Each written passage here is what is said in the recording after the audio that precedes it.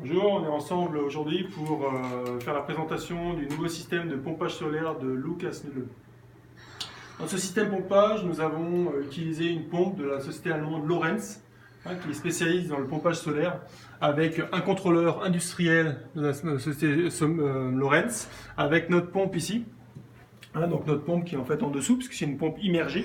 Nous avons notre pompe immergée ici. Notre coude ici, avec différentes fonctionnalités, comme une simulation ici de profondeur, comme un capteur de pression d'eau, comme un capteur ici pour connaître le niveau du puits d'eau. Nous avons aussi toute la partie commande et visualisation et mesure qui est intégrée.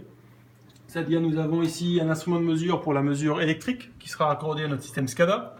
Nous avons une partie ici visualisation. On voit bien que la pompe est immergée dans un puits et va pomper de l'eau dans un bassin supérieur.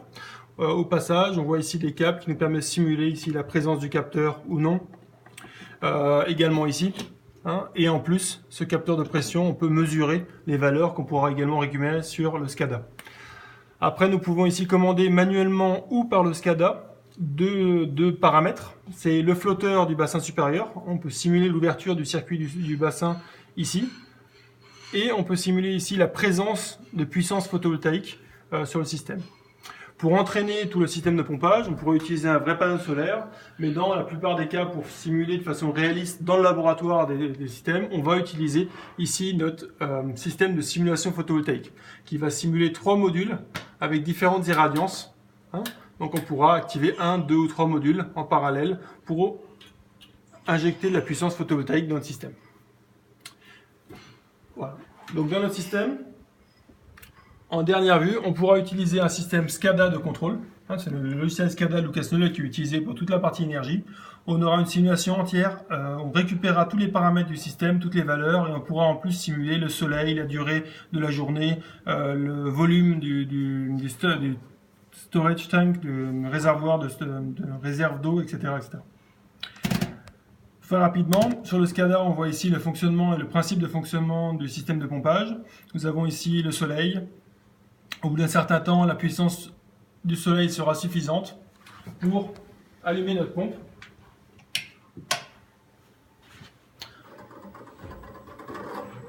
Vous voyez aussi une puissance suffisante de notre pompe et notre système de pompage qui est en train de fonctionner. Sur la partie simulation, nous voyons maintenant que le volume d'eau pompée donc est mesuré. Donc on fait une vraie mesure du volume d'eau pompée. Par rapport à ça, on simule le remplissage d'un certain volume de réserve. Ici, nous avons 5 mètres cubes. Donc 5 mètres cubes dans le temps que nous avons défini comme temps sera rempli assez rapidement, puisque la pompe va pomper à quelques mètres cubes par heure. Donc en quelques heures, on aurait rempli les 5 mètres cubes entièrement. Quand on va remplir entièrement les mètres cubes, on verra que le système arrive même à simuler automatiquement une coupure, la présence de réservoir plein.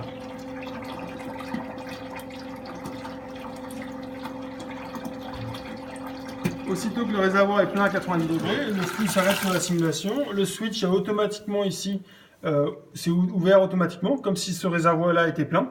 Du coup, notre pompe s'est arrêtée et a affiché un signal d'erreur. La même chose pour le soleil. On voit ici que la journée n'est pas encore terminée. Le soleil est encore allumé.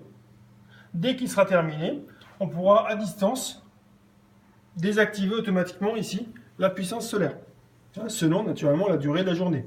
Nous étions ici dans une journée qui durait 7 heures, donc c'est qu'au bout de 7 heures que cela va terminer. En réduisant la durée de la journée, par exemple le couchage, si on est à 5 heures, donc moins que la durée de la journée, on va voir ici que notre switch, maintenant, s'est basculé automatiquement pour simuler que le soleil n'est plus là et que donc notre pompe ne fonctionne plus.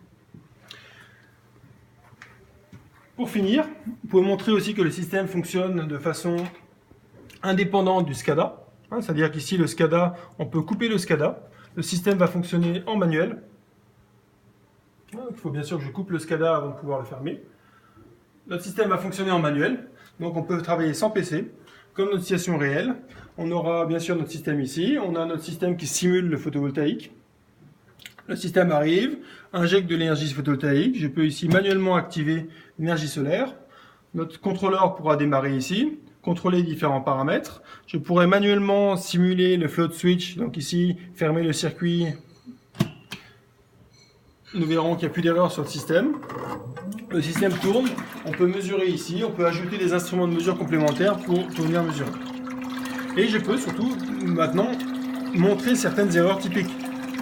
Ici, on peut couper aussi le puits. Il n'y a plus d'eau dans le puits, qu'est-ce qui se passe? Mon capteur déclenche, notre compte va le remarquer et il va se mettre en mode d'erreur.